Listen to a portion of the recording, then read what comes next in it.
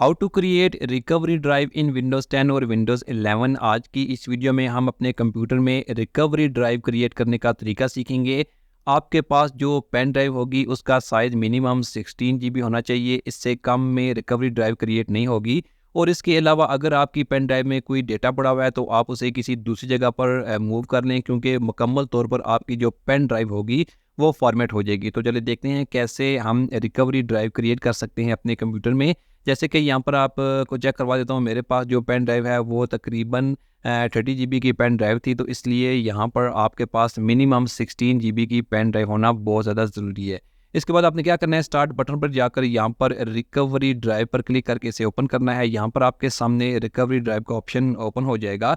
यहाँ पर जो बैकअप है यहाँ पर चेक मार्क लगा रहने दें, इसे आपने नहीं छेड़ना है। इसके बाद आपने यहाँ से नेक्स्ट बटन पर क्लिक करना है। नेक्स्ट बटन क्लिक करने के बाद यहाँ पर तकरीबन 20 टू 30 सेकंड आपको वेट करना पड़ेगा।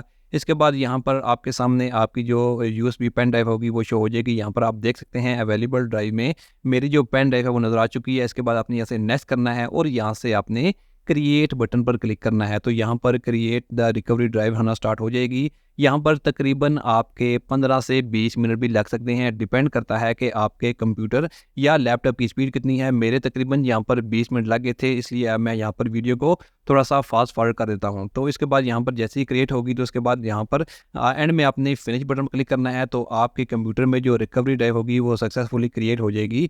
यहाँ पर आप देख सकते हैं कि मेरे कंप्यूटर में जो रिकवरी ड्राइव है वो सक्सेसफुली क्रिएट हो चुकी है। लेकिन आपने एक बात का ध्यान रखना है कि आपके पेन ड्राइव में जितना भी डेटा होगा वो यहाँ पर मुकम्मल तौर पर फॉर्मेट हो जाएगा। तो इसलिए बेहतर है कि पहले आपने अपने पेन ड्राइव में जितना भी डेटा होगा उसे किसी दूसरी जगह पर मूव कर लेना है। तो आप इस तरह से विंडोज़ 10 या विंडोज़ 11 में रिकवरी ड्राइव क्रिएट कर सकते हैं। Thanks for watching this video.